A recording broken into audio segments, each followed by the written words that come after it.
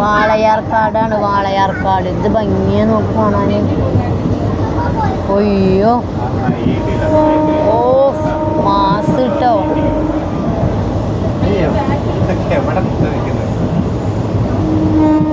നോക്ക് എന്ത് ഭംഗിയെ കാണാൻ. നോക്ക്, അടിപൊളിയായിട്ട് കേട്ടോ. സൂപ്പർ.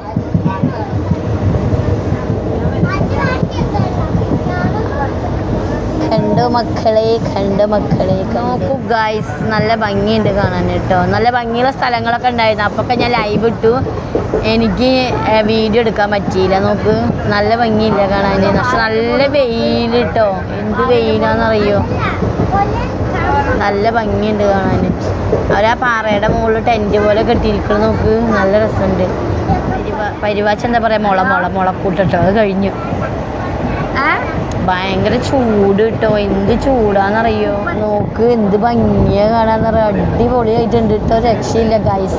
കാണുന്നുണ്ടോ എന്തൊരു ഭംഗിയാ പടച്ചോനെ കാണാൻ. ഞാൻ വെറുതെ പറയല്ല കേട്ടോ, സത്യമായിട്ട് നല്ല ഭംഗിയാണ്. അടിപൊളി, എന്ത് രസാന്നറിയോ. നമ്മൾ ലക്കിടിന്ന് ട്രെയിന് കയറിയിട്ടുണ്ടെങ്കിൽ പാലക്കാട് അവിടെ നിന്ന് അങ്ങോട്ട് കോയമ്പത്തൂർ വരെയുള്ള വഴിയുണ്ടല്ലോ, ഒരു രക്ഷയില്ല. അടിപൊളി, എന്ത് ഭംഗിയാന്ന് പറയുക. സൈഡിൽ നിന്നിട്ട് ഇങ്ങനെ നിൽക്കുമ്പോണ്ടല്ലോ. Cement factory guys, cement factory Walayar. പക്ഷെ കഴിഞ്ഞപ്പോഴും ഓർമ്മ വന്ന് വീഡിയോ എടുക്കാൻ. ഇത്ര നേരം ഓർമ്മ ഉണ്ടായിരുന്നില്ല. ഇതാ കേരളത്തിൻ്റെ സ്വന്തം സിമെൻറ്റ്, മലബാർ സിമെൻറ്റോ.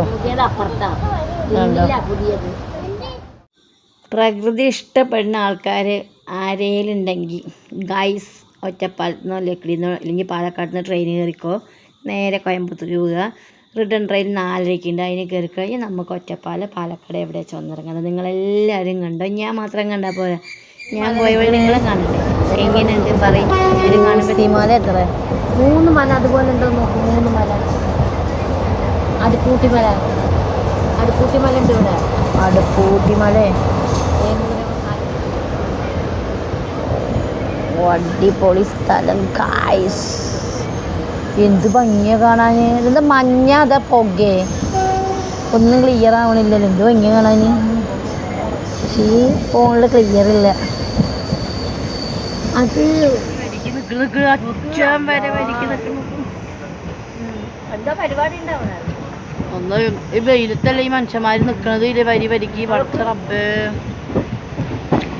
എന്താ വഴിയില്ലേ കയറി പോണ വഴി. അതോ ഒരു മലയെ കൂടെ കയറി അവിടെ എത്തുമ്പോഴേക്കും നന്നാവും.